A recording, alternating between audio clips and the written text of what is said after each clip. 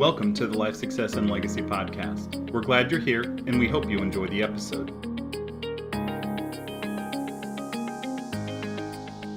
Hey, everybody. I want to welcome you back to this episode of the Life Success Legacy Podcast. I'm Chris Bay, part of the LSL team, and I am so very, very excited to introduce to you all two of LSL's faves. We have Pei Chen. Hi, Pei. Hi. And we have Nino Gonzalez. What's up, Nino? Chris, man, how's it going? It's going really well. Thank you guys for taking time to join me today. We've been doing we've on a series here of interviews that we've been doing with some of our clients, and you guys have been some of our favorite and best clients at LSL. And so I want to introduce you guys to our team, or to our listeners, but then you guys are working on a project, a cool little project that I want our listeners to listen to, because as you all know, we stay in our lane. Like, we resist the urge of the shiny objects that are out there, right? We work really hard to stay in our lane. You two, and knowing your personalities, you have no lane. We make them as we go. Your lanes are like 8 wide and they're rolling all over the place, right? We're like water. We're exactly. You just flow, right? So let's get into all that. So first of all, let's just do a quick little intro. For those of you who don't know, one of our team members, Mike Kwong, Pei and Mike are married and have a beautiful daughter, talented and brilliant daughter, Jackie, who they're involved in some college preparations right now, right? Actually, yes. We just met with her high school college advisor this morning. Just wanted to get some information, see if we are on the right track, and we sure are. So yeah, confident 100% there. We're definitely in the hot seat here as far as, being a rising seniors parent. So yes, yeah, hands on deck. That is a busy time of life, having gone through that twice myself. We are close to graduating in December, our youngest. So I think we will actually experience a raise come 2025. Congratulations. Yes. We're about to actually get into a dip financially. Yes, you are. Absolutely. And Nino, thank you for joining us. Nino and I got to hang out at a couple different times, but I was primarily thinking of the Nelson Nash Institute think tank, where you and I had some conversations, especially one in particular that we had in the hallway that really impacted me. And I'm really excited if our listeners don't know of Nino. He is a fascinating, driven, motivated individual. And what Pei and Nino together are creating is really a gift to people in general, if they're out there looking. For our listeners, what I would hope that you would walk away with today is, because LSL stays so much in our lane, you're going to get an opportunity with what Nino and Pei are offering, is to get outside that lane a little bit and expand your mind in some different areas. Okay? So first of all, for you guys, tell us a little bit about your project that you're working on. So we're actually doing a podcast, and the podcast title is going to be Finding Financial Fitness. And where this stemmed from is, so Pei and I met, I would say Pei and Mike were my mentors when I got into TARDIS. Luckily, they were in the Houston area, and I got to pick their brain plenty of times. They were so open, so willing to kind of let me in. And from that stemmed a really good friendship and relationship with the two of them. Got introduced to LSL that way as well. And so from there, it was, let's brainstorm, let's strategize. And I saw Pei moving at this pace that was in sync with what I was doing. I said, okay, wait, Pei wants to try this, I'm going to try that. Pei wants to try this, I'm going to try that.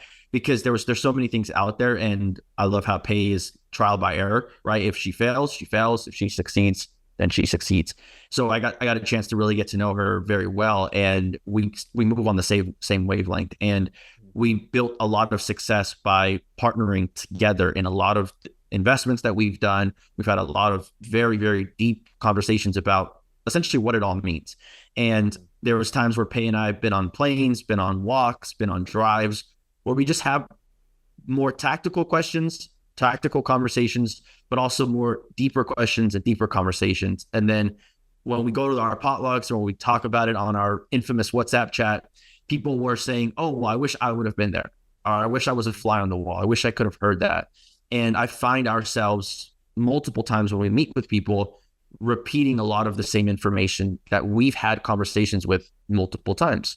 Yes. And I got to thinking, and I figured, hey, why don't we just record basically our conversations that we're already having, our strategy sessions, our deeper strategy sessions, and release that to people, because we had gotten a urgency, a need for people wanting to learn how to implement IBC with the income snowball, with the 10 other things that we're doing. Maybe they want to pick on 3 of them. So for us, it was let's try it. Let's try it out. Let's have these conversations, and let's have people get into our brains a little bit and see what our strategy is like and what we're all about, but also why we're doing it. Does that sum it up, Pei? Oh, yeah. And, we are complete open books. And I think this is true. That's part of why our potlucks or our meetups are so successful, because we don't hide anything. If there's something that we try and didn't work out, we'll let you know. We'll be the first to let you know. But that's the goal of doing this, is to not just share like the technical spreadsheets and stuff. There's plenty of those things out there, but like it's the emotional attachment to money that we're just also tackling ourselves, right? We all have things that, add layers and layers of reactions that we have to things or information that we have to analyze as ourselves as well. So we're like, why not open it up so that people know what we're thinking? Like literally open our brain up and let people see what's inside. Right. Nothing to hide. Well, I love that. That authentic, transparent sharing. I'm reminded, we all have a relationship with money just like we do with food, right? Mm-hmm. We have a relationship, and that can be healthy and unhealthy. And now I'm talking outside my lane, and this is where I need to lean into Nino on that piece, which we're going to come back to that. But Pei, I'm reminded this morning, I was talking with Haley David Schofer, and she said, and I said, what was it like when you first met Mike and Pei and you went to their home? And she said, the very first thing, you walk in the front door and you look to the left, and what would be a dining room is actually almost like an office or a think tank, and the entire wall is filled with this whiteboard and all of your ideas and your moves and everything that you guys are thinking about and doing and planning and all. She's like, you can't escape it. And I've experienced that with you guys too. And what I love about it is, one, it shows we're wide open here, and we're engaged. We're ready to engage and have conversations and share and think, and what can we build together? What I also love, and with you and Nino, and I would use the term galvanizing. You two are galvanizers. Mike Everett has that unique ability, that genius also, is that you're like magnets. People are drawn to you. You're like that bug light, right? I'm the mosquito, and I just can't avoid you, Pei. Nino, I see you guys, and I just have to fly towards you, right? Hopefully there's no zap. Yeah, exactly. Without the zap. But what I love about you guys is you're doing it simply to share. Like there's no expectation of anything. You just are sharing what you guys are doing. And I think your potlucks are an example of that. So yeah. So Nino, your podcast, it's Finding Financial Fitness, right? That's right. And there is that fitness piece of that. And so I'm wondering if you, for our listeners, would share a little bit, because that's a big part of your life and what you bring to this and why that's a piece of it. Can you kind of connect the dots for people? Yeah, definitely. And I think hopefully, Chris, you and I will be able to have another podcast where we can kind of give my background a little bit. But just a very clear summary of it is I come from the world of, as a dietitian, that is what I was by trade and still currently am. But I was around the fitness, the bodybuilding world, the sports as a soccer player, basically my whole life. And what I noticed was when I became physically fit and getting ready for a bodybuilding show or getting ready for a sports competition, the disciplines required to achieve that status and that physique, those same attributes I'd later realize were the same ones that made me successful in the financial world. And I felt like I felt that was by accident. It was not intentional. The waking up early, the paying attention to my discipline, my routine, my structure, that all translated because that's what I knew. But then after the fact, I realized, wow, all of the same things that I focused on in the fitness world very quickly translated into the finance world. And so from that, I then learned, okay, well, I've hit what most would deem financial success. I hit what most would deem on a fitness level successful as well. But what does it all mean? What's it all for? Great question. Right. And that always led me back, because doing a bodybuilding show, just because you're physically fit and you might have a six pack, that doesn't always equate to longevity and living long. There's a difference between health span and lifespan, right? Lifespan is how long you live. Health span is the quality of your life in that duration. And being physically fit at 5% body fat doesn't necessarily entail you're going to live till 95 or 100 being healthy, both emotionally and mentally healthy and happy. And so I realized, okay, well, I had to start asking that question differently. Same thing in the finance world. Okay, you think money's going to solve my problems. If I make X amount of money, great, I'll be stress-free. But then you meet that number and you realize, wait, I'm still just as stressed, if not more stressed, because now I have more money and therefore more problems. So how do I address that? So I think the thing that links up the two of those is the mental side and the emotional side.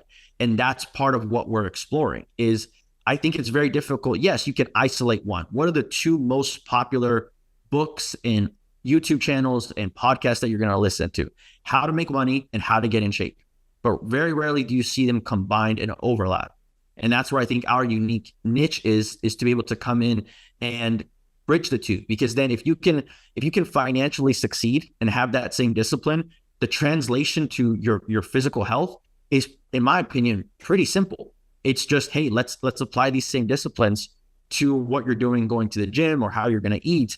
And I love it because that's such a unique gap. And ultimately it enhances our quality of life, which is the question that we're all after, is how can I live a happy and fulfilled life? Absolutely. Hey, how does that piece for you fit in with that in your own personal life, just with the financial pieces, which you are clearly motivated and have success of your own, you and Mike, in building your financial future, and then blending in that health and that quality of life piece? How does that come together for you? It's funny, before the show, we were kind of joking a little bit about, I'm a big, huge advocate of IBC, right? And that comes from over a decade of being a practitioner, not as far as a license, but like an actual life implementation of it. And part of being able to do IBC is you have to qualify. If you don't have the health, if you don't have the physical and the mental health, and if you don't have the financial strength and stability to keep these policies going, you're going to fail. Right? A, you can't qualify. B, even if you get a policy, you're going to not be able to pay it and let it go. So, I this is something personal, but I want to bring it up. Like, I had cancer, right? So I had, back in 2019, I had really major health challenge. And that was a wake-up call, right? I put myself on a regimen and I lost like 65 pounds. I still have more to go, but because of that, it's always the back of my mind, right? Everything that I do, right? All this money that we have or whatever, it's nothing if I don't have the health to enjoy it, right? If I'm not around when my daughter gets married, yeah, she got a check, but I'm not going to be there, right? So in some ways, that health part is a big challenge in my own life. Therefore, by hiding it doesn't help me, right? By talking about it, by being open to receiving information and help, that's how you're going to get better. Same thing with the financial world.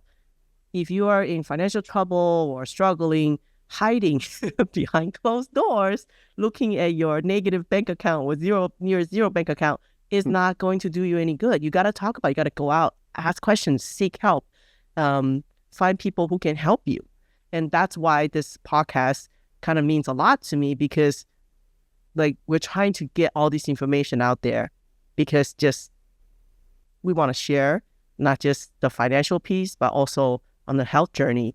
I think if we can change one person's life with this podcast, then it's all worth it for me. Yeah.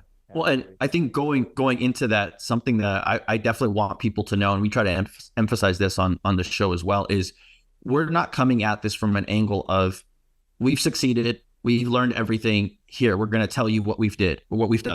Yeah, we're coming at that raises the bar. Like all of a sudden you have to be the expert, right? Right.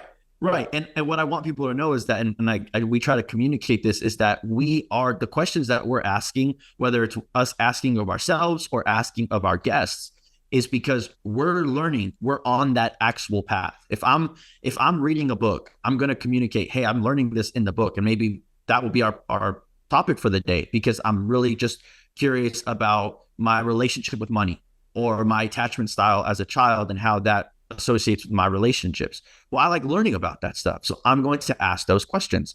And so it's almost in a selfish way where, again, I go back to what I said earlier, we're having these conversations, and I have a feeling that from the feedback I've gotten from the community and from friends, that people are either A, already asking themselves these questions, or B, don't know to ask these questions. And when they hear, hopefully, like when I hear other podcasts, when I hear the Life Success and Legacy podcast, when I read a book, it makes me ask questions of myself that I didn't know I needed to ask. And so to me, it allows me to reflect and be open to feedback of, again, going back to the umbrella word of just living a better life. Mm-hmm. Absolutely. Nino, you talked about, just my brain just took a little trip over here on the side. You talked about your attachment style. You've been studying attachment styles, I guess. So my wife actually is a clinical psychologist, and she wrote her dissertation on the attachment theory, but it was more as it relates to female inmates, because she was working in the prison system at that time. And recently I actually learned about, or I actually was listening to a podcast about attachment style, attachment theory. I picked up one of the books, just learning about it. And it's not, and I won't go too much into the detail of the actual attachment styles of each of the major four. But for me, it was learning about, okay, as a child, the behaviors that I learned, whether I was avoidant, whether I was attached, those styles then translate into my current lifestyle. And for me personally, the way I am when it comes to food or finance or anything really, if I have a clear understanding of why I am the way that I am, it allows me to make improvements, because I need that to motivate me. That's why there's this therapy concept called DBT, so dialectical behavioral therapy, which is behavioral based, right? There's CBT, which is cognitive, and dialectical, which is DBT. That's more about behavioral and understanding the why. And that's what I like to do. I want to know, okay, well, as a child, I was raised this way. This was my relationship with food. And that's why as an adult, I still have these remnants of that as a child. And therefore, if I can understand why, I can make the improvements, which will make the improvements from my current life, but also moving forward. And that takes a lot of introspection, which is challenging for sure. But if we can open that up and ask that questions of ourselves, people, if we're showing that we're vulnerable, we're showing that we're going through the same things other people are going through, despite our blanket term of success of what others might call us successful. Well, it just shows to normalize that, hey, this is a conversation that people at all phases are having. One of my favorite definitions of success is the pursuit of a worthy ideal, because it's the pursuit. It's not the arrival. It's not I'm there. It's the pursuit of a worthy ideal. And so it's that we're always evolving. We're always on that journey, and we're pushing towards a worthy ideal. I would imagine if we asked each of you individually, what is that worthy ideal? I know I have my own definition. We all have what drives us, what gets us out of bed in the morning, which goes to like Blue Zone's research, right? one of the 9 factors of these folks who live to be 100 years old and older, and they're still riding bikes and participating in community and chopping wood and all these things. One of those factors is having a reason to get up in the morning. It is purpose. It is our why, right? And I think the two of you probably have very clear definitions of your why you do these things. You know, Chris, it's funny you actually mentioned that. There's this, I've read this book, and there's this concept in Japan. And it's just fresh in my mind because we're leaving to Japan in a couple of weeks. It's Ikigai, I-K-I-G-A-I. Still learning how to say the word. But it's finding that purpose. And you mentioned that Pei and I, you think we have pretty clear visions and identities. And I would say that for me personally, part of the reason why I love this podcast and doing the podcast is because I'm actually searching for that. I don't have a clear definition of that. So I'm on the opposite side where I'm looking for that because I've reached success for what most people would deem successful in terms of going to college, getting a good job, retiring from said job, having enough passive income to cover my lifestyle expenses, being financially free. These are what society deems to be successful. But now that I have all this time on my hand, well, now I'm able to start being introspective and not doing things because I need to do things because my parents or society has told me to, but now asking myself, well, what do I really want to do? Like what genuinely drives me? And that's part of what this journey is identifying and asking that question that when you're working a 10, 12-hour day, you don't have time because you need to put food on the table. You're not thinking about what's my why. Well, my why is I need to survive. Yeah. Right. So it takes that level of wealth and understanding and introspection to get to that point and ask those deeper questions. Oh, yeah. I mean, when I quit teaching, right, I actually didn't even realize it at the time, but I think I went through a little bit of a depression period where, not depression, but like just kind of a low because all of a sudden I lost my friend circle, right? Mm-hmm. Everybody else is working. And I had to really find a reason to, of course I have to get up for my daughter and stuff, but that's it, right? She's out to school. What am I doing with the rest of the time? And it was through a lot of like walking meditation and conversations with Mike. I just dragged him out for a walk with me and and that helped me kind of recenter myself. Like I found what I wanted to do, right? And it wasn't financially related, right? It was actually just I wanted to share my journey, my IBC journey at the time, because that was all we had. And then after that, we have the whole dips, evolution and all that kind of stuff. We could talk about that later. But yeah, it was definitely when you lose that, it's hard. Your identity shifted. Mm-hmm. Yeah. Yeah. I experienced a little bit of that when I stepped away from my education career. And I mean, just being authentic, it felt really good to say that I was a principal. Being first generation to go through college, to have my teaching experience and then be a principal for 13 years, like it was an identity that I put on myself. And what was interesting is people love, because they're familiar with education and what a principal is, and so they can talk about that.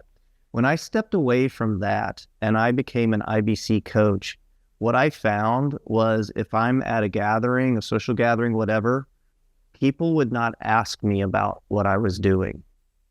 I don't know if they were afraid I was going to sell them something, or they just didn't have the context to know how to talk or what questions to ask.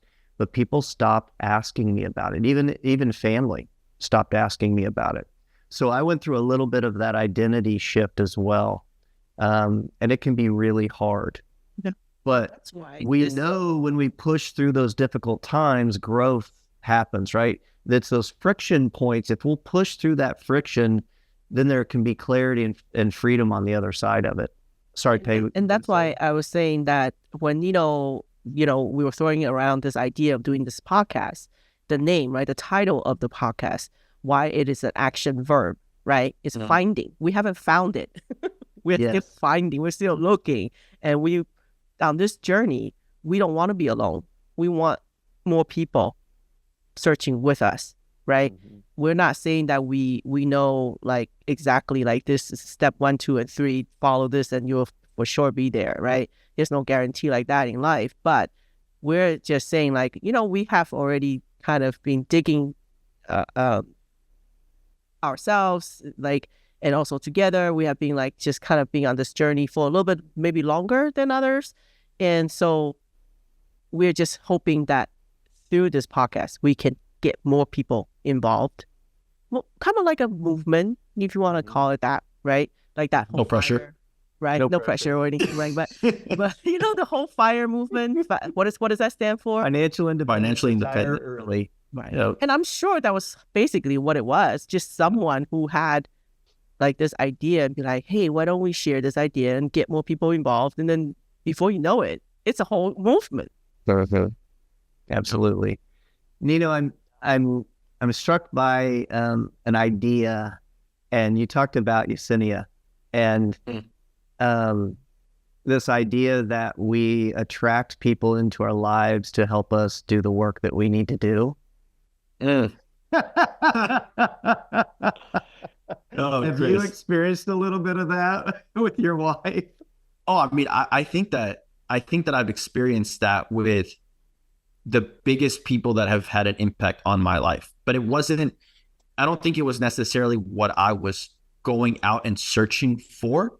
It's what I ended up finding. Yeah. It was the same thing with my wife as it was with Pei, with TARDIS in general. It was those contexts where I was searching and I knew that I needed something different. Like at the time that I met my wife, I was going through a transition of getting out of school, becoming an actual dietitian, but also becoming an adult in the world, right? I met my wife pretty young. I was 21 when I met her. And that was such a transitionary period for me. And to have somebody who was very comfortable in their own identity and pursuing, obviously, the field of psychology on its own, it's a challenging field because you have to be in tune with yourself in order to help others, in my opinion. And so she was. And so it's funny you mention that because the impact that she had on my life as a result of just that meeting, that happenstance, was it allowed me to blossom. And it was very similar to when I met Pei and Mike. It was, okay, well, I'm stepping into this financial world and I kind of feel like I'm not sure what I'm doing. But then they open up their arms and say, hey, I think what you're doing is fine. Be yourself and go for it. And then I just take off, right? There's nothing more powerful than having somebody who genuinely believes in you, not says they believe in you, but actually has the action to say that. And that's where now Pei and I are at that point where if we can share that, yeah, we can meet with people at our potlucks at a community event, but it's limited to whoever can make it. Yeah, people have flown into Pei's potlucks from all over the country, but that's still limited. So now the message could be spread through video, through podcast. And like Pei said, if we can impact the lives of one person per podcast and one person for the whole show, well, great. We've done what we've set out to achieve, because I know that there's somebody out there and there's going to be people out there who are trying to figure that themselves out, trying to figure out their identity, trying to figure out their why. And we can help kind of fill that gap and hopefully inspire and let people know that, hey, there's a whole nother world out there if you want to go out and get it. Yeah. Both of you have reached, as you said, Nino, that level that people would say is success, right? Financial success, blah, blah, blah, right? And so for our listeners, I mean, I can't hammer this home enough. You're not doing this like necessarily for an additional income stream. This was really the birth child of, oh, this is 10x thinking. Like this, people are asking us, and we're having this conversation over and over and over again. How can we make it more accessible to them, right? So rather than having just these potlucks that are face-to-face and not everybody can attend, let's open up our brains, as you said, let's put it in a podcast, and then people can have access to it, which I think is a fantastic idea. Hey, I have a question for you. There was a documentary I watched it a couple times years ago. I think it was called Happy. Mm. And there was some research in it where they tracked people's joy or happiness in their lives. And they intersected that with material possessions.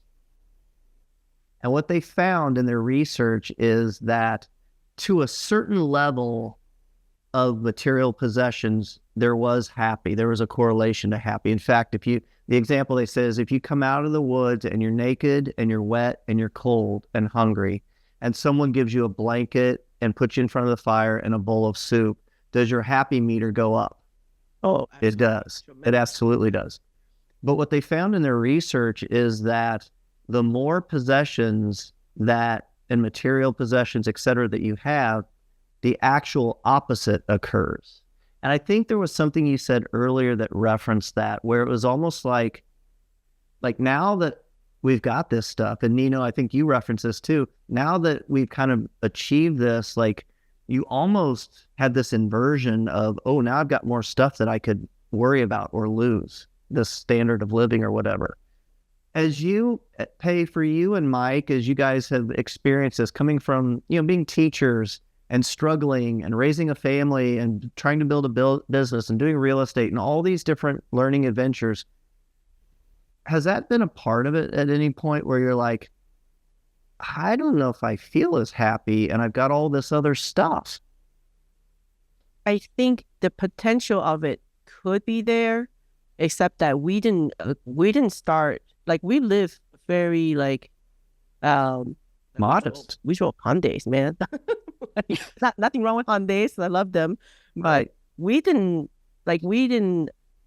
start spending. Like I was telling Nino, like we have to practice. We've been for years. We've been so disciplined in like we gotta earn the money, we gotta invest our money, and that muscle to spend the money shrunk, right? Mm-hmm. Because we were so disciplined not to do that.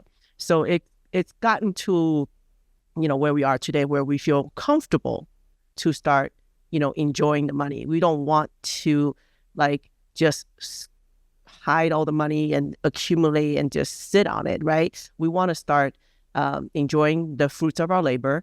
And also, I think that the whole happiness part, how I compensate for that, I think I would feel very, very just like this is not what I really wanted to do if all I do is just acquire things, because things don't make you happy. Mm-mm. When I bought my house, the one that I'm sitting in here right now, what actually was back of my mind was how happy my friends and associates will be when they come here and meet with me and do my potluck at this location. So even when I was furnishing the place, when I was working with my interior designer, she initially was just like, okay, this is going to be, my living room is going to be a comfortable lounge area. And I'm like, no, that's not the intention of my space. My space is I wanted to open it up for people to come, to feel inspired, to share ideas. So we actually turn it into a whole, like a circular conversational type setting. And even so, even in the whole design of it was very intentional. Mm-hmm. And I think that because I came from that angle, like looking around and all the things that I have, it's not that these things are going to make me happy. It's that I have the space now to kind of perpetuate my purpose, what I had, envisioned, right? I want 30, 40 people at a time who can gather and be comfortable and, have this type of conversation that we're doing right now, but in an amazing setting. So I want to do a little plug, and Nino, I'm going to ask you to describe for us. I want to do a plug for these potlucks, because not everybody has taken the trip, not everybody can, understandably. But if someone had the opportunity, Nino, to attend one of these potlucks, paint a picture for us. What would they experience when they come to one of these potlucks? Yeah, I remember my first one, and what's crazy to me is that it wasn't that long ago. I mean, my first potluck was less than 16 months ago, and it's been pretty much monthly since then. But first and foremost, you are part of, you step right into a community. No matter what your experience level is, no matter if you're just starting out or you don't even know what IBC or the income snowball is, or you're experienced and you've been doing it for years on end and you're trying to find out these advanced strategies, you have a collection of people from all different walks of life, both from a financial experience, but also from an age range of people who are doing this and who are on this journey together. And you just have you have good food, right? Because it is potluck, and it's gotten, I would say over these last 6 months, it's people are like, my wife will make something, and then somebody else will, like, it's all homemade food that most people are bringing. You're like, okay, well, this is really good from a health perspective, of course. Right. But you just have the sense of community, and people are, there's no agenda. There's no, okay, we're going to talk about this. It's what's fresh on our minds from this month, or what something we want to discuss. And as you go more and more, you start seeing more and more of the similar faces. We start talking on a deeper level of, okay, you want to do this investment. Okay, but why? What does this unlock for you that the investment is doing for you? Why do you want to choose that as opposed to doing a different investment? And when you see people coming together to answer that question, you're getting all these different perspectives. It almost turns into a group therapy session for that person asking the question. So they're able to get these different perspectives, and they can go home feeling like, wow, I have an action plan. But not only that, I have a support system. So you come back to the next potluck, and people will ask, so, hey, how did that end up going? What did you end up deciding with that? And that's something that is invaluable in terms of just an overall financial journey, but also just journey of life. Having community is so important. So Nino, I want to build on that because you came into this community, right? I want you to brag on Pei a little bit. What have you seen over the years as you've gotten to know Pei? What was it that attracted you and continues to grow, and you wanted to do a podcast with Pei? I think the biggest thing is that there's two things. There's the drive for more. And I don't mean more possessions. I just mean achieving more. That's something that anybody can relate to, is that practice what you preach, and Pei is a walking pinnacle of practice what you preach. But beyond that, there's this, ever since I was young, I remember my parents, family members, and just going through college, I was always an oddball. I remember being in college, and I would always have my meals prepped, and I would be eating kind of during class and drinking, and people would always be like, what is this kid doing? Like, who are you? Why are you doing that? You're just kind of an oddball going to college and then going into my career field, which is primarily women. And I stick out. I've always stuck out like a sore thumb.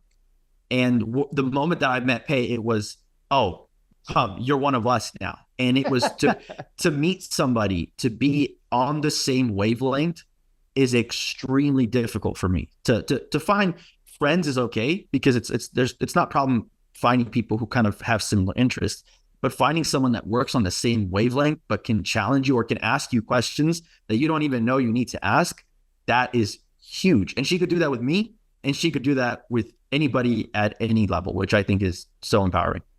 You're getting ready to travel to Japan, right? Yes.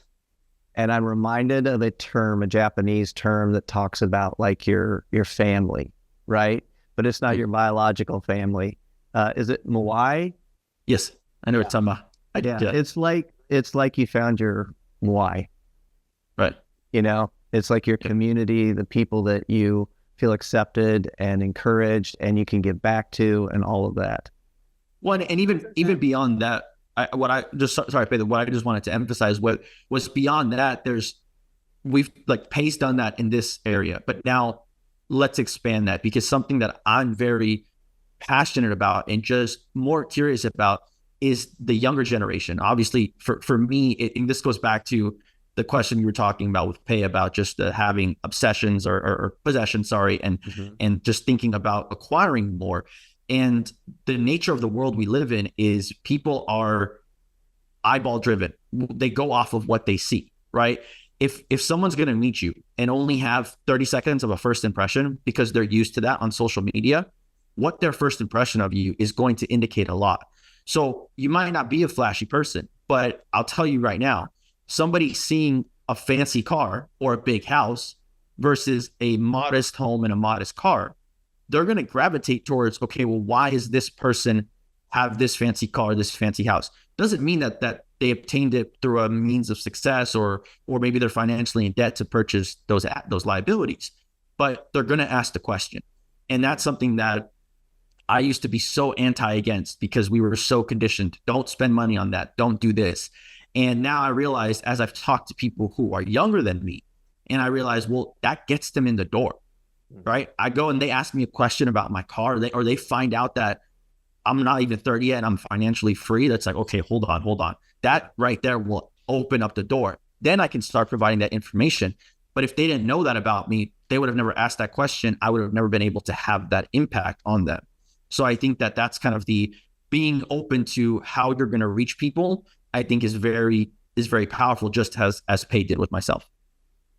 I think one of the things too, about, reaching people, what we can share, the information that we share can work for anyone. Do you know what I mean? Like, it's not, we kind of, in our previous podcast recording, we talked about a little bit about how I can be a doctor, I can be a lawyer, I could be an engineer, but that's it. I can earn money for myself, but I can't help others do the same, right?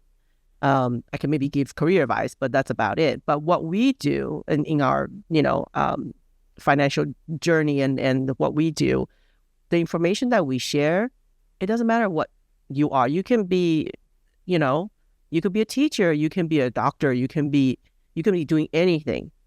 What we teach is, what we share is about how to use that resource you have, right? And anyone, as long as you put your mind to it and kind of can follow the path that we kind of try to lay for people, you can achieve pretty much, what we have done. So that's just kind of the separator, I think, for us and our audience than the other type of podcast, right? Like, we can help people who have very little to start with, like in the beginning of their journey in this investing world, and kind of take them to the next level in that sense. I have a mentor in my life. Shout out to Dr. Paul Fitzgerald. And he said, healing happens in community. It doesn't happen in isolation. And I think that can apply whether it's financial healing, emotional healing, fitness, health, money, whatever that area of healing is, it happens in community. And what I think you guys are creating with this podcast, Finding Financial Fitness, is creating that community that people can access from anywhere, right? They don't have to be geographically tied to you. They don't have to fit into a certain category financially or health-wise or anything. And they can tap into you guys sharing your personal life experiences and find that community that is supporting and encouraging, and also is laying out the breadcrumbs for them where they're like, oh, so this has been done. Like, I don't have to figure this out. It's almost like the concept of who, not how, right? Uh-huh. Who, not how. You guys are the who for people out there. People who are looking for health, financial fitness, right? Finding financial fitness, which includes the fitness part and the financial piece. You are that who for them. And you'll help them with the how. They just got to find the who. Yeah. Any, I know we're up against the clock here, Nino. Any final comments or anything that you would like to share about your project, or any thoughts before we tie a bow on this? Hey, go ahead. No, I think this is great. I think, Nino being so young, and then we joke, right? Like, I could be his mom. And us, it's an unlikely pair, right? The two of us. But because of that, I think, I'm hoping to reach a wider audience because of that, right? It's one thing if, I'm talking to someone of my same age and whatnot. You kind of like, okay, well, that's your generation. Good luck. Thanks, right? Like a K boomer type situation. But I get that at home from time to time when my right. children visit. Yes. Right. But I think, the fact that, like, our age difference and our, just in general, I think we're hoping that this will reach a wider audience because there's something that can resonate with anyone out there. And that's the hope. We're just, hoping that this will reach that one person who's listening and make an impact. Yeah, I think that's well said. I think for me as well, there's been certain podcasts such as the Life Success and Legacy. I remember just when I first found the company, they're obviously through Pei and Mike, and I got my first policy, and then I looked at, they have a podcast, and then I remember going to the archives and going through the breakdown of becoming your own banker, and I realized, holy cow, like these people just want to educate. And that's something that really stuck with me to this day. If I have a question about the book or forgot something, I will reference those podcasts. And there's other podcasts that I've listened to that I have just inspired me to just improve my life, just overall in general, be it finance, fitness, or mental health. And I think that that's something that I want to be able to do with Pei. Just having, I have youth on my side, which is great, but there's something that you cannot pay for life experiences, right? You have to go through them. And you mentioned who, not how, and Pei's been my who in that regard, where I don't need to go, and Pei will share her stories multiple times about failed businesses, successful businesses. I don't need to have to go through that on my own to know what to do and what not to do. And so I'm hoping that people, no matter what age, no matter what background, can tune into the show and know that there's something that they can relate to, because we're coming from, like Pei said, different ages, different ethnicities, different backgrounds, different cultures. Like there's a little bit of everything that I think really anybody can relate to, which just shows that anybody can do this. And that's the message that we're trying to share, and let's have some fun along the way. Absolutely. Thank you both for taking this time. I'm super excited about this project because, again, we stay in our lane, so we haven't gone out on the health thing or the mental health piece, any of those kinds of things, but it is all intertwined. It is like a box of loose coat hangers. You can't just pull on one without getting a whole bunch of other stuff attached to it, right? Right. Well said. Yep. So I am 100% thrilled and behind this project that you guys are working on, and I can't imagine anyone better to do it. So to my friends, Pei and Nino, thank you so much for taking time. To our listeners at the LSL podcast, check them out, right? Finding Financial Freedom. Is there a tag, an email, or a website that they go to, or just looking for that pod? Yeah, it's going to be findingfinancialfitnesspod.com. So pod.com, or we'll be on all Apple, Spotify, wherever you find your podcasts, we will be on them as well. So super excited. Thanks for having us, Chris. Yep, my pleasure. So good to see you guys. Thank you so much. To our listeners, check us out at lifesuccesslegacy.com. Give us the thumbs up, the attaboys, the pat on the back, all the stuff you're supposed to do, right? And we will catch you with our next episode of the Life Success Legacy podcast. Thank you.